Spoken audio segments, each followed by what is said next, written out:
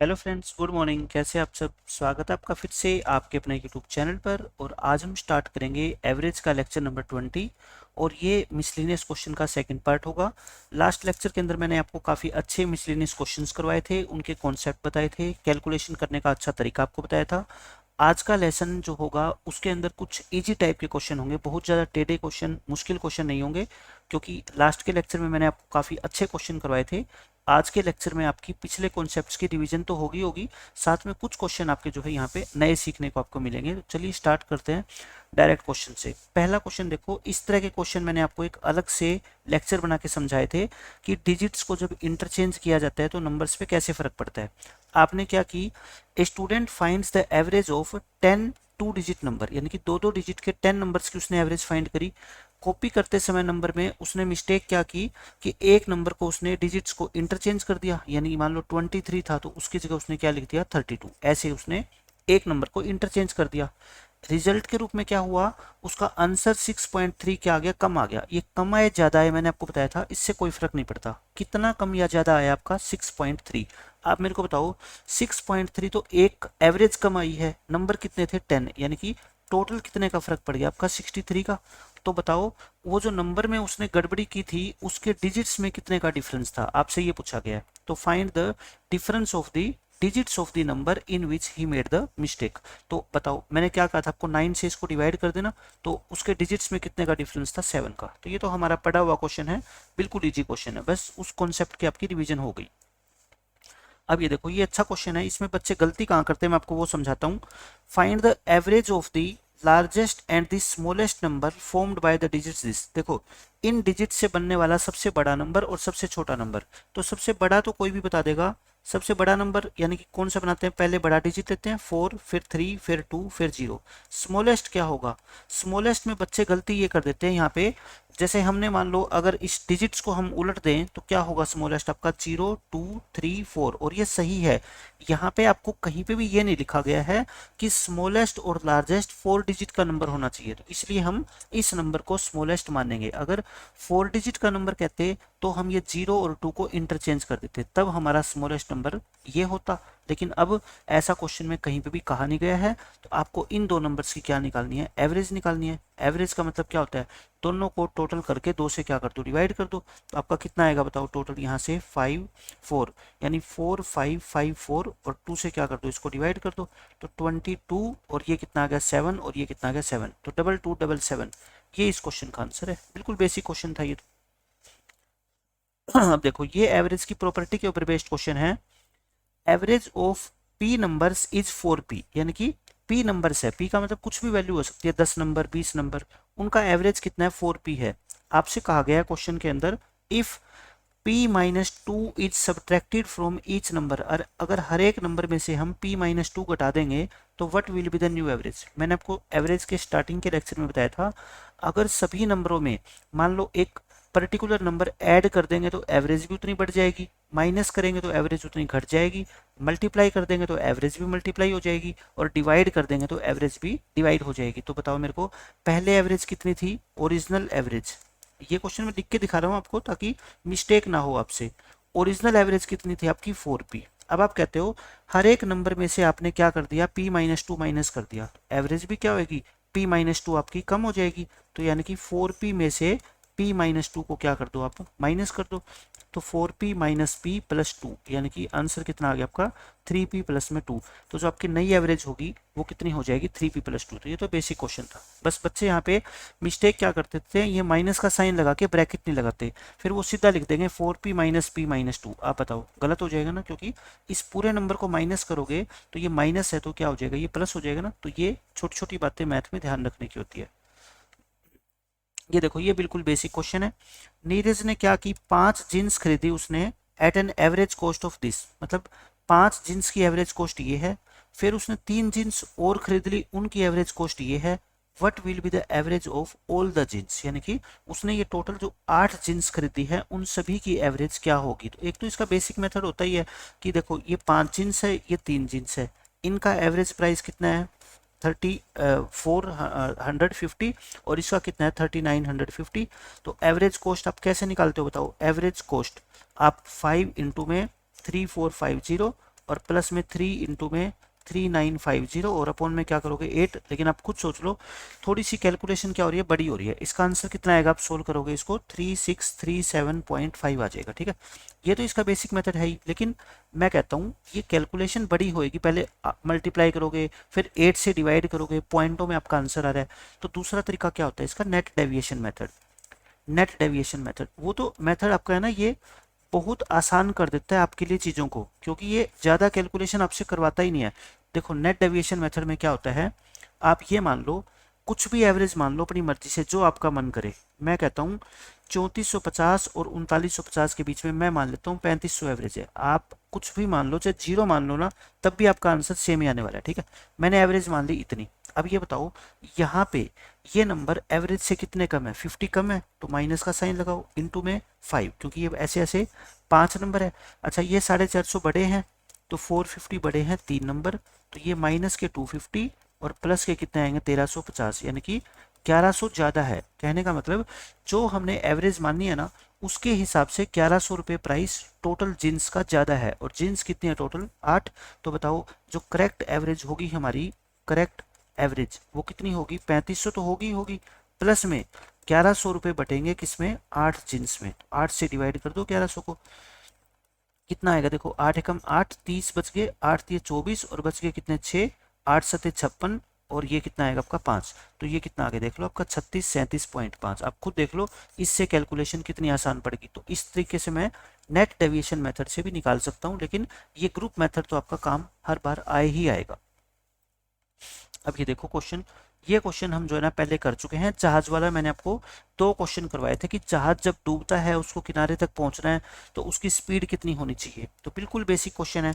आपको ये देखना होता है कि जहाज के पास डूबने से बचने के लिए टाइम कितना अवेलेबल है, बस उस टाइम के हिसाब से वो अपनी स्पीड बढ़ाएगा। A ship is 45 kilometres from the sea shore, यानी कि समुद्र के किनारे से वो 45 किलोमीटर दूर है, उसको 45 किलोमीटर का सफर तय करना है। There becomes a leak in the boat which admits 5 ton water in every 10 minute. आप मेरे को बताओ, जो जहाज में सुराख हो जाता है उसकी वजह से 10 मिनट में 5 टन पानी अंदर आ जाता है। तो मैंने कहा आपको 1 घंटे में निकाल लो। आप 1 घंटे के अंदर पानी कितना अंदर आएगा, 5 इंटू 6, क्योंकि 10 मिनट के अगर आप आर बनाओगे तो 6 से मल्टीप्लाई करना पड़ेगा। ठीक है, तो इसमें कितना टन पानी अंदर आ जाएगा, जहाज में 30 टन पानी अंदर आ जाएगा। लेकिन कुछ पानी बाहर भी निकालेगी, कौन सी, आउटलेट पाइप, जो पानी को बाहर निकालने वाली पाइप होती है। और फिर कहता है 75 ton water would be sufficient to sink it, यानी कि जहाज के अंदर अगर 75 टन पानी भर गया ना तो जहाज पूरी तरह से डूब जाएगा और सारे पैसेंजर मारे जाएंगे। But the pump in the boat can throw out 15 ton of water in an hour. 1 घंटे में ना 15 टन पानी बाहर भी निकाल देता है एक आउटलेट पाइप। तो मुझे बताओ नेट वाटर 1 घंटे में इसके अंदर कितना घुस जाएगा इन 1 आवर। देखो 30 टन तो आएगा, 15 बाहर निकल जाएगा, तो यानी कि 15 अभी भी बाकी है। 15 टन पानी 1 घंटे में आपका जहाज के अंदर होगा। और जहाज कितने टन में डूबेगी, 75 टन में। आपके पास टाइम अवेलेबल कितना है फिर आप मेरे को बताओ, यानी कि 15 टन पानी 1 घंटे में आएगा, तो 75 टन पानी कितने घंटों में भर जाएगा, आप कहोगे 5 घंटों में। यानी कि जहाज के पास सिर्फ 5 घंटे का टाइम है, 5 घंटे तक तो ये बचा रहेगा, उसके बाद डूब जाएगा। तो मुझे बताओ स्पीड कितनी होगी। कैप्टन कहेगा कि 45 किलोमीटर दूर हूँ और मेरे पास सिर्फ 5 घंटे है, तो यानी कि मेरे को जहाज की स्पीड क्या रखनी पड़ेगी, 9 किलोमीटर पर आवर। और ये इस क्वेश्चन का आंसर है। तो 2 क्वेश्चन मैं आपको पहले करवा चुका हूँ बेसिक लेक्चर में, फिर भी मैंने रिवीजन के लिए क्वेश्चन ये यहाँ पे आपका डाल दिया है। अब ये देखो, ये बिल्कुल बेसिक क्वेश्चन है, नेट डेविएशन मेथड से आप बहुत आसानी से सोल्व कर सकते हो। इन सभी नंबर का एवरेज 16 है, इन सभी नंबर का एवरेज 41 है। आप मेरे को बताओ, इससे आप x की वैल्यू निकाल सकते हो, यहाँ से y की, और ये वैल्यू आपसे पूछी है तो निकाल देंगे हम बहुत आसानी से। 23, 14, 19, x और 12 और 7, इनकी जो एवरेज है वो कितनी है, 16। अब आम बच्चा तो क्या करेगा, इन सबको जोड़ के 6 से भाग करेगा और इक्वल टू वो 16 रख देगा। वो भी ठीक है मेथड, मैं ये नहीं कहता वो मेथड गलत है, बट आप क्या करो, डेविएशन मेथड यूज किया करो। ठीक है, ये देखो एवरेज 16 है।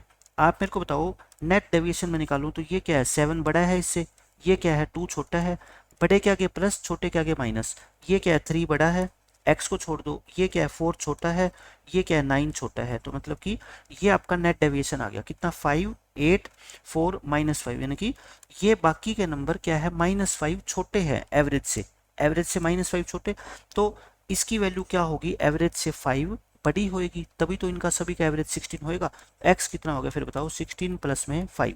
और मैंने आपको बताया भी हुआ है कि अगर एक नंबर को हम इंक्लूड ना करें तो जो नेट डेविएशन होता है वो एवरेज में से क्या होता है, माइनस होता है। आपने मेरे सारे लेक्चर देखे हैं तो आप बहुत आसानी से समझ जाओगे। x की वैल्यू आ गई, ऐसे किसकी निकाल लो, y की। भाई अगर आपको ऐसे समझ नहीं आता तो आप ऐसे तो कर ही सकते हो ना, 23 14 19 x 12 और 7, तो इनको जोड़ के 6 से भाग कर दो क्योंकि 6 नंबर है और एवरेज कितनी है 16, तो यहाँ से x की वैल्यू कितनी आएगी आपकी 21 आएगी, ठीक है। लेकिन मैं कहता हूँ नेट डेविएशन मेथड तो आपको सीखना ही पड़ेगा, हमारा पूरा टॉपिक ही खत्म हो गया, मैंने करवाया है आपको, नेट डेविएशन है ये है। इन सब की एवरेज कितनी है बता दो आप मेरे को, 41, तो फिर वही नेट डेविएशन निकालो आपकी, डेविएशन कितना है आपका, ये 4 कम है तो माइनस का साइन, ये कितनी कम है, इससे 13 कम है, ये कितनी ज़्यादा है, इससे 12 ज़्यादा है, और ये इससे 1 ज़्यादा है, तो कितना आ गया, 13 से 13 कट गया -4, यानी कि फिर वही y की वैल्यू क्या होगी, एवरेज से 4 बड़ी, यानी कि 45। अब आपका y भी आ गया, x भी आ गया, आंसर कितना है बताओ आपका, y प्लस में x upon y minus x, y कितना 45 प्लस x कितना 21, और नीचे क्या कर दो 45 माइनस 21, ऊपर आ गया 66, नीचे आ गया 24, 6 की टेबल में इसको जो है ना आप कैंसिल कर दो, 6 11 जा 6 4 जा, आंसर कितना आएगा 11:4। ऑप्शन नंबर डी आपका करेक्ट है। तो बिल्कुल बेसिक क्वेश्चन था, नेट डेविएशन से निकाल दो चाहे सीधा बेसिक मेथड से निकाल दो, यानी कि इस क्वेश्चन का आंसर 100% बच्चे दे ही देंगे क्योंकि ये तो एवरेज का बिल्कुल बेसिक क्वेश्चन है। अब देखो ये भी बहुत आसान क्वेश्चन है, average age of 3 boys is 16 year, 3 boy हैं उनकी एवरेज एज आपको दे रखी है और उनका रेशियो भी आपको दे रखा है, तो यंगेस्ट सबसे छोटा बच्चा की एज आपको निकालनी है। तो बहुत आसान सा क्वेश्चन है ये तो, 4 5 और 7, आप चाहो तो इसको 4x 5x और 7x मान लो, तो आप बताओ मेरे को एवरेज कितनी होगी, 4x plus 5x plus 7x divide by 3, और ये एवरेज क्वेश्चन में कितनी गिवन है 16, 5 और 4 9, 9 और 7 16, 16 की वैल्यू कितनी आ गई 48, 1 की वैल्यू कितनी आ गई 3। आपको किसकी एज निकालनी है, सबसे छोटे लड़के की, सबसे छोटा कौन है 4, यानी कि 4x की वैल्यू कितनी आएगी फिर 4 इंटू 3 यानी कि 12 ईयर्स। तो सबसे छोटा बच्चा कितने साल का है 12 साल का। तो ये तो बिल्कुल ओरल क्वेश्चन था, कोई भी बच्चा इसको आसानी से सोल्व कर सकता है। आप x ना मानो तो सीधा भी कर सकते हो, भाई एवरेज आप निकालोगे तो कितनी आएगी 16, 4 और 5 नोट 7 16, 16/3, 16/3, और क्वेश्चन में एवरेज कितनी दे रखी है अपने को 16, यानी कि एक रेशियो की वैल्यू किसके इक्वल है 3 की, तो ये 4 की वैल्यू किसके इक्वल होगी 12 की। लेकिन मैं कहता हूँ कंफ्यूज अगर आप इसमें होते हो तो आप x मान लो ना, कितनी बड़ी बात है, 5-10 सेकंड के अंदर आपका आंसर आ ही जाना है वैसे भी। अब ये देखो ये बिल्कुल बेसिक क्वेश्चन है एलिगेशन का, इसमें कहता है द एवरेज सैलरी पर head of all the workers of an institution is 60, यानी कि एक पूरा मान लो इंस्टीट्यूट है, उसके सारे के सारे वर्कर को मिला दें तो उनकी एवरेज सैलरी 60 रुपये होती है। एवरेज सैलरी पर हेड ऑफ 12 ऑफिसर, उसमें जो ऑफिसर रैंक के बंदे हैं 12, उनकी एवरेज सैलरी है 400, और बाकी के जो बंदे हैं उनकी एवरेज सैलरी कितनी है 56। तो बताओ टोटल नंबर ऑफ वर्कर्स कितने हैं पूरे के पूरे इंस्टीट्यूट में। आप मेरे को बताओ एलिगेशन में क्या करते हैं, यहाँ पे कौन होते हैं ऑफिसर्स होते हैं, यहाँ पे कौन होते हैं रिमेनिंग यानी कि बाकी जो स्टाफ बच गया, और यहाँ पे क्या होता है टोटल बीच में। तो इसके अंदर आप देखो ऑफिसर की सैलरी कितनी है 400, इनकी सैलरी कितनी है 56 रुपये, और बाकी टोटल कितनी है 60। तो यहाँ से रेशियो आ जाएगा आपका कितना, ये 4 और ये 340, 4 और 340 रेशियो आ गया। आप मेरे को बता दो ये ऑफिसर है, ऑफिसर 4 की वैल्यू क्वेश्चन में कितनी है 12, एक की वैल्यू कितनी 3, तो इनकी वैल्यू कितनी 3 से गुणा कर दो यानी कि 1020, तो यानी कि 1020 तो बाकी वर्कर्स है, 12 ऑफिसर है। क्वेश्चन में क्या पूछा है आपसे टोटल पूछा है, तो टोटल कितने आ गए 1020 प्लस में 12 1032, पूरे इंस्टीट्यूट में काम करने वाले टोटल वर्कर्स कितने हैं 1032। तो ये तो एलिगेशन का बिल्कुल बेसिक क्वेश्चन है, ये मैंने करवाई थी आपको। ये देखो ये अच्छा क्वेश्चन है, लेकिन एवरेज का बिल्कुल सिंपल सा क्वेश्चन है, जैसे जैसे कहता है वैसे वैसे करते जाओ आपका आंसर आ जाएगा। इसमें कहता है the average age of Dev Neeraj and Piyush 7 years hence, 7 year hence का मतलब क्या होता है आफ्टर 7 ईयर, मतलब कि 7 साल के बाद, इनकी एज 7 साल के बाद एवरेज एज 65 होगी। तो मुझे बताओ ये तो 7 साल के बाद की बात है, आज की बात करूँ तो कितना होगा 65 से 7 कम, यानी कि हर एक बंदा आज, इनकी मैं करता हूँ बात किसकी एट प्रेजेंट की, क्योंकि मेरे को 7 साल बाद से कोई मतलब नहीं है, एट प्रेजेंट में मेरे को बताओ देव प्लस नीरज प्लस पीयूष, तीनों की एज कितनी होगी टोटल? एवरेज कितनी होगी 58, क्योंकि 65 में से 7 माइनस करोगे, 58 को 3 से मल्टीप्लाई कर दो 174, यानी कि तीनों बंदे आज की डेट में 174 ईयर्स के हैं। फिर कहता है देव की जो प्रेजेंट एज है वो 11/18 है of the sum of the present age of Neeraj and Piyush. बता दो मेरे को क्वेश्चन के अकॉर्डिंग क्या दे रखा है आपको कि देव की जो प्रेजेंट एज है मतलब डी वो 11/18 टाइम्स है किसका? नीरज प्लस पीयूष का। तो यहाँ से आप क्या कर लो, देव की एज निकाल सकते हो बहुत आसानी से।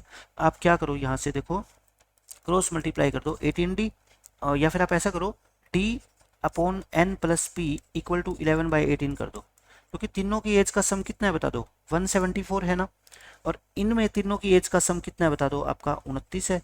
29 की वैल्यू कितनी है? 174। एक की वैल्यू कितनी आ गई? 6। तो यहाँ से मेरे को देव की वैल्यू पता लगी 66, और इनकी दोनों का सम कितना हो गया आपका? 108। तो मेरे को अगर देव की एज पूछी जाती तो मैं बता देता 66 ईयर है। ठीक है, आपसे अब आगे क्या दे रखा है क्वेश्चन में, if the ratio of the present age of Piyush and Neeraj is 19:8। देखो ये कौन है? नीरज। ये कौन है? पीयूष। दोनों की टोटल एज कितनी है? 108। ये किसकी है? पीयूष की और नीरज की, और इनका रेशियो क्या दे रखा है आपको? 19:8। देखो ये कितना हो गया? 27। 27 की वैल्यू 108, एक की वैल्यू कितनी? 4। तो ये कितना हो गया? 76 ईयर का। ये कितना हो गया? 32 साल का। ये तो रेशियो प्रोपोर्शन में आपने पढ़ाई है सारी चीजें। मैंने सब बंदों की एज निकाल दी, तीनों की। ठीक है, ये रही देव की, ये है पीयूष की, और ये है नीरज की। आपसे पूछा क्या है? What is the difference between the present age of Dev and Neeraj. तो आप मेरे को बताओ देव माइनस नीरज। देव की एज कितनी है? 66। नीरज की एज कितनी है? 32। तो इनमें डिफरेंस कितना आ गया आपका? 34 ईयर्स का। तो बिल्कुल बेसिक क्वेश्चन है, कोई भी बच्चा इसको आसानी से सोल्व कर देगा। ठीक है, लेकिन फिर भी सोल्व करने का तरीका क्या है, बेस्ट अप्रोच क्या है, वो मैंने आपको समझा दिया है। अब इसमें देखो बिल्कुल बेसिक क्वेश्चन है एवरेज का। What is the average of all the numbers between 250 and 780 which are divisible by 17। यानी कि 250 और 780 के बीच में उन सारे नंबर्स की एवरेज बताओ जो 17 से डिवाइड होते हैं। अच्छा ये बनेगी तो एपी है ना, अर्थमेटिक प्रोग्रेशन बनेगी, क्योंकि सभी में गैप कितना होगा? 17-17। आप बस ये देख लो पहली टर्म कौन सी है और लास्ट टर्म कौन सी है, पहली और लास्ट टर्म का एवरेज निकाल देना, वही एपी की एवरेज होती है। तो बताओ 250 तो 17 से डिवाइड होता नहीं, तो बताओ 250 17 से नहीं होता तो कितना कम है ये इससे? 17 1 जा, और कितना आ गया आपका 8, 80 बच गया। लेकिन होना कितना चाहिए? 17 5 जा 85, मतलब कि ये 5 बड़ा होना चाहिए। मतलब पहली टर्म कितनी आएगी? 255 आएगी। ठीक है, ऐसे ही लास्ट टर्म। लास्ट टर्म देखो 780 तो है नहीं, 780 से छोटी होगी, तो रिमाइंडर देख लो कितना बचेगा? 17 4 जा, और कितना आ गया आपका 100, 17 5 जा, 15 रिमाइंडर। 15 रिमाइंडर का मतलब इससे 15 छोटी, यानी कि 765 होगी। तो बस मेरे को फर्स्ट और लास्ट टर्म ही तो निकालनी थी। एवरेज का फॉर्मूला क्या होता है बता दो? फर्स्ट टर्म प्लस में लास्ट टर्म डिवाइड बाय 2, यही फॉर्मूला होता है आपका। कितना आएगा? 1020 अपॉन में 2, यानी कि 510। इनकी एवरेज आपकी कितनी आ जाएगी? 510। बिल्कुल बेसिक क्वेश्चन था। एक फर्स्ट टर्म निकाल लो, एक लास्ट टर्म निकाल लो, और उन दोनों की एवरेज निकाल लो, वही क्या होती है? पूरी एपी की एवरेज होती है। ठीक है, ये मैंने आपको सभी कुछ आपको समझाया हुआ है बेसिक लेक्चर के अंदर।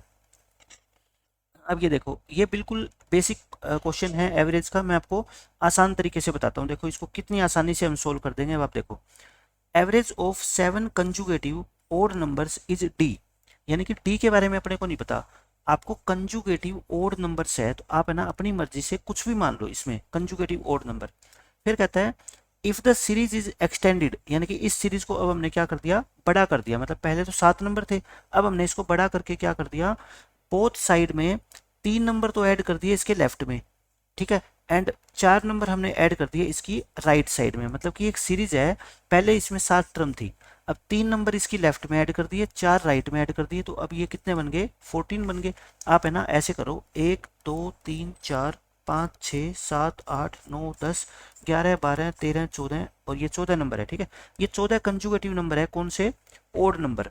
आप है ना इनको ये मान लो 1 3 5 7 9 11 13 15 17 19 21 23 25 27, ये हो गया। अब आप मेरे को बताओ आपने बाद में जो ऐड किए हैं 3 नंबर तो ये वाले ऐड किए हैं, ठीक है, और 4 नंबर आपने लास्ट में ऐड किए हैं, तो मतलब जो ओरिजिनल सीरीज थी आप ये मान लो कि आपकी ये है। ठीक है, मैं इतनी आसानी से आपको ये क्वेश्चन सोल्व करा दूंगा। आप ये मान लो कि ये आपकी ओरिजिनल सीरीज थी, क्योंकि बाद में आपने 4 नंबर इसकी राइट साइड में ऐड किए और 3 नंबर इसकी लेफ्ट साइड में ऐड करे। ठीक है, ये हो गया। अब क्वेश्चन में कहता है 7 नंबर की जो सीरीज थी ना उसकी एवरेज डी थी, और हमारी एवरेज कितनी है बता दो इसकी 13। तो मतलब डी की वैल्यू कितनी है इस क्वेश्चन में 13। मैंने डी को क्या मान लिया 13 मान लिया।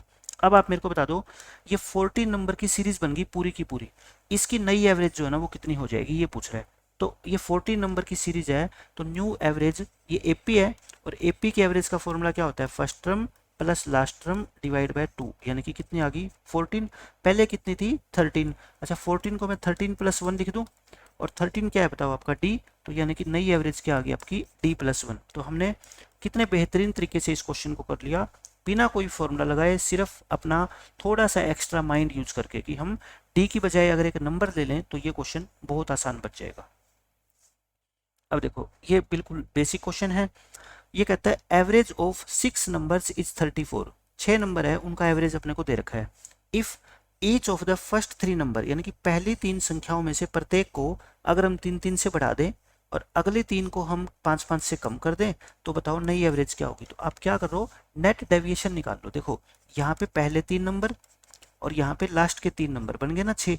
इन पहले 3 को आपने क्या किया बताओ, आपने 3-3 से इसको इंक्रीज किया है, और यहाँ पे 5-5 से आपने क्या कर दिया डिक्रीज कर दिया। तो नेट डेविएशन इंक्रीज करोगे तो 9 और डिक्रीज करोगे तो -15, यानी कि टोटल में 6 की कमी आ गई, यानी कि सारे के सारे नंबर का जो टोटल था ना वो 6 क्या हो जाएगा कम हो जाएगा।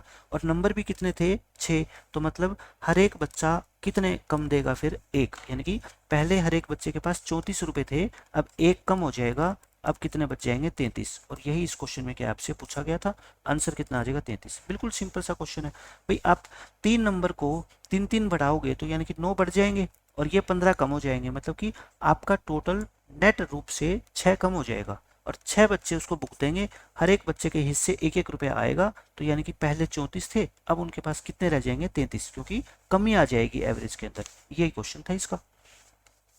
ये देखो ये बिल्कुल आसान क्वेश्चन है, सिर्फ फॉर्मूला बेस्ड क्वेश्चन है, मैंने आपको बताया हुआ है।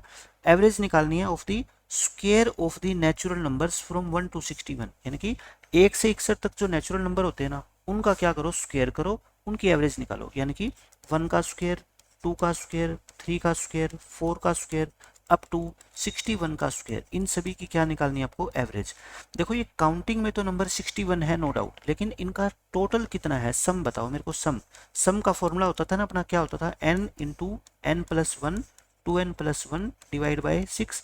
n की जगह कितना रख दो 61, 61 रखो 61, फिर ये 62 और ये 61 टू जा 122 और 123 और डिवाइड बाय क्या होएगा 6। इसको क्या कर दो आप थोड़ा सा काट दो, 3 पे काटोगे ये 2 बार कटेगा और ये 31 बार कटेगा आपका। ठीक है, ये कितना आ गया आपका बताओ टोटल आ गया, लेकिन आपको क्या चाहिए एवरेज चाहिए।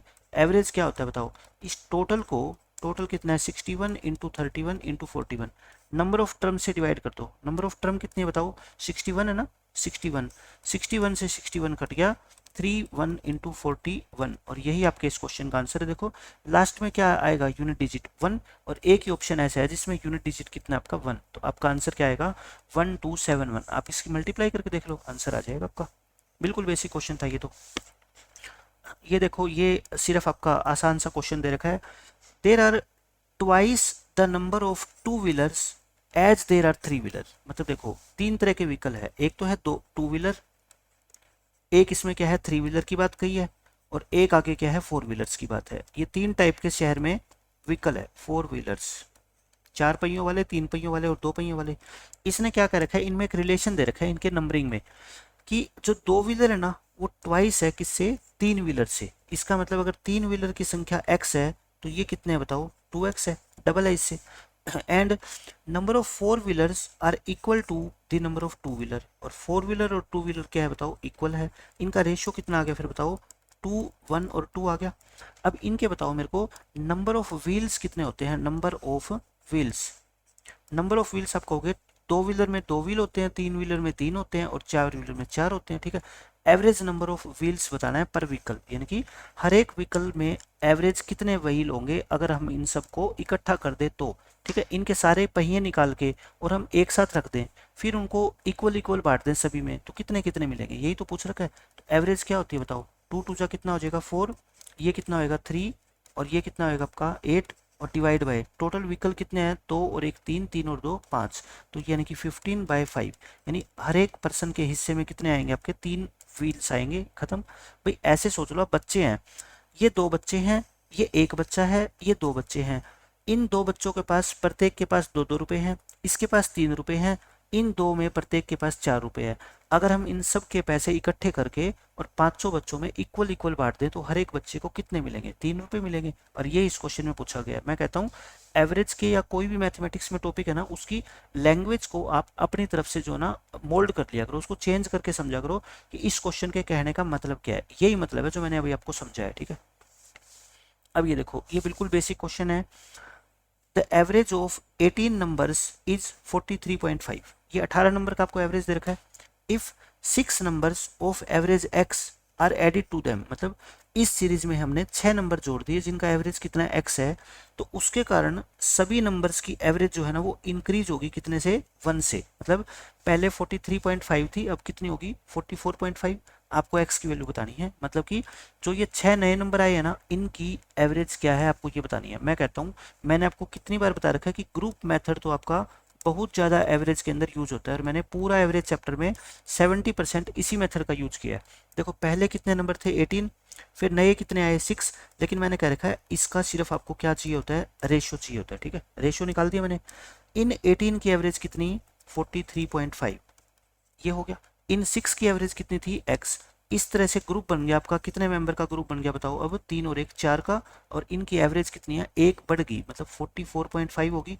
अब आप बताओ कौन ऐसा बच्चा है जो कहे कि x की वैल्यू नहीं निकालनी आती। बहुत आसानी से निकाल दोगे, मल्टीप्लाई कर दो, कितना आएगा 5 और ये 130 आ जाएगा, है ना, और प्लस में x और इसको 4 से मल्टीप्लाई करोगे 176 178, x कितना आ गया आपका 178 माइनस 130.5 यानी कि 47.5, और ये इस क्वेश्चन का आंसर है। यानी कि जो 6 नंबर नए आपने ऐड किए हैं उनका एवरेज है कितना 47.5। एक तो ये ग्रुप मेथड तो देखो था ही था, ये तो आपका कभी फेल होगा ही नहीं। या आपको एक मैं और अप्रोच बता देता हूँ, स्मार्ट अप्रोच इसकी।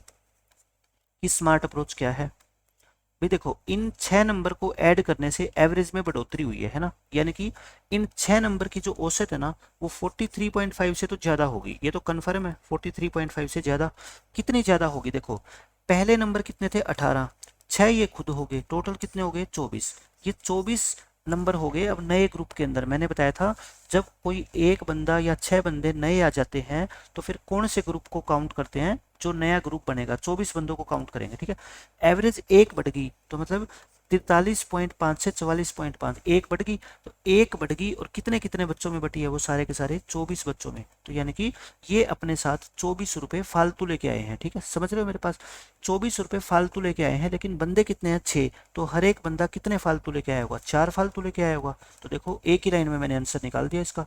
यानी कि आप बस ये निकाल लो कि ये टोटल अपने साथ कितने रुपए फालतू लेके आए हैं 24, लेकिन बंदे तो कितने आए हैं 6, मतलब हर बंदा अपने साथ 4 रुपए एवरेज से एक्स्ट्रा लेके आया है। एवरेज कितनी है 43.5, इसमें 4 जोड़ दो 47.5 आंसर आ जाएगा। लेकिन ऐसे नहीं समझ आता तो ग्रुप मेथड तो फिर अपना कभी भी फेल होगा नहीं, और 15 सेकंड के अंदर आपका ये आंसर आ जाएगा ग्रुप मेथड से भी। तो आपको मैं ये बताना चाहता हूँ एवरेज का टॉपिक आपको मुश्किल नहीं लगेगा, कोई भी क्वेश्चन आपको ना तो परेशान करेगा ना आपके दिमाग में ये बर्डन रहेगा कि ये क्वेश्चन मुश्किल है इसको सोल्व कैसे करूं। ठीक है, एक इजी मेथड जो होता है वो आपको जल्दी समझ आ जाता है, कुछ जो इमेजिनेशन वाला मेथड होता है जिसमें हमारे को कुछ सोचना पड़ता है वो आपको कम समझ आता है, लेकिन फिर भी उन क्वेश्चंस का मैं आपको बेसिक मेथड बताते हुए चलूंगा हर एक क्वेश्चन का।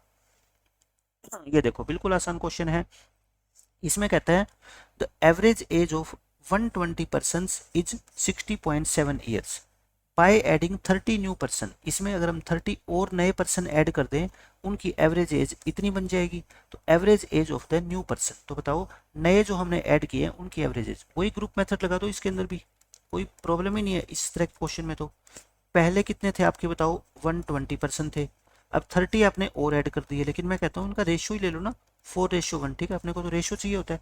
अच्छा, इन 4 की पहले एवरेज कितनी है 60.7 है, इस एक की नहीं पता है ना, नए पर्सन की एवरेज तो पता ही नहीं, एक्स मान लेता हूँ। अब ये ग्रुप बन गया आपका कितने लोगों का 5 लोगों का, 4 + 1 5, इनकी एवरेज कितनी होगी बताओ 56.3।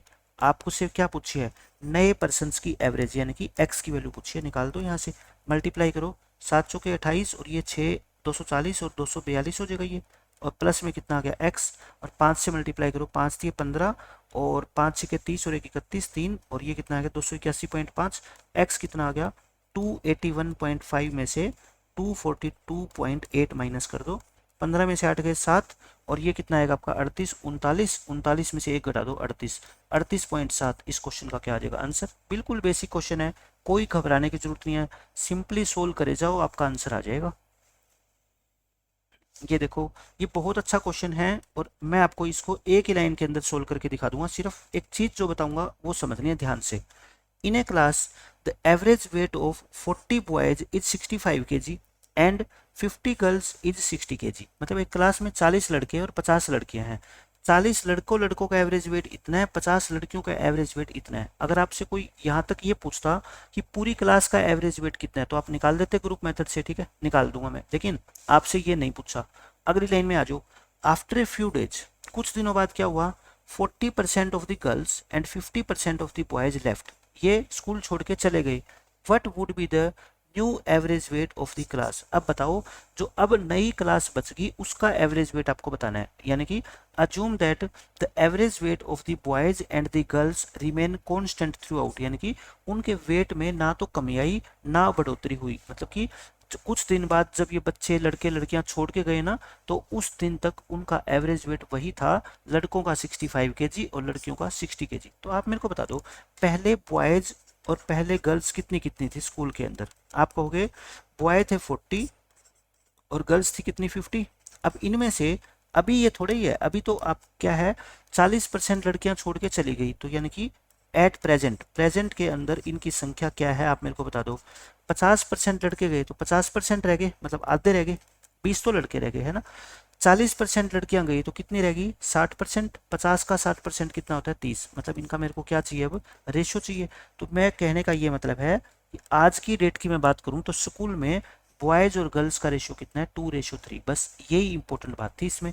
अब देख लो बॉयज का वेट कितना है बता दो 65 kg है, गर्ल्स का कितना है आपका 60 kg है। तो क्या यहाँ से कोई भी बच्चा एवरेज नहीं निकाल सकता, ग्रुप मेथड लगा दो, क्या होती है एवरेज बताओ 2 × 65 प्लस 3 × 60 डिवाइड बाय 5, 5 से डिवाइड करो, 13 13 दूनी 26 और ये कितना आएगा 36 और ये कितना आएगा आपका 62, 62 kg आपका क्या आ जाएगा एवरेज वेट आ जाएगा। आंसर कितना आ गया 62 kg। तो आपको इन स्टार्टिंग वाली लाइन पे नहीं जाना 40 का इतना 50 का इतना, आप तो ये देखो कि स्कूल छोड़ के चले जाने के बाद लड़के और लड़कियों का रेशियो क्या होगा 2:3 होगा। बस लड़कों का एवरेज दे रखा है, लड़कियों का दे रखा है, उनका रेशियो भी दे रखा है, ग्रुप मेथड लगा दो आपका आंसर आ जाएगा, खत्म question.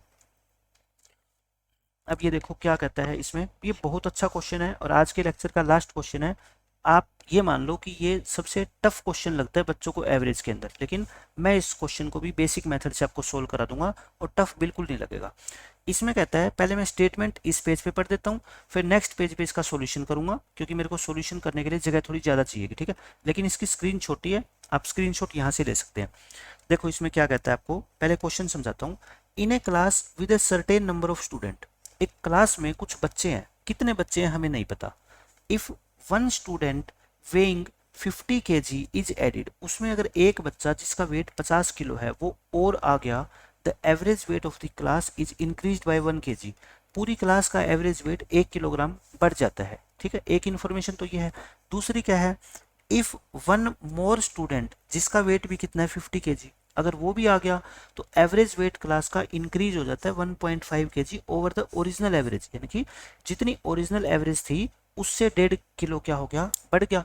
Find the original average weight, आपको बताना है कि स्टार्टिंग में जो क्लास के अंदर बच्चे थे कितने बच्चे थे हमें नहीं पता, लेकिन उनका ओरिजिनल एवरेज वेट कितना था ये बताना है। तो बहुत अच्छा क्वेश्चन है।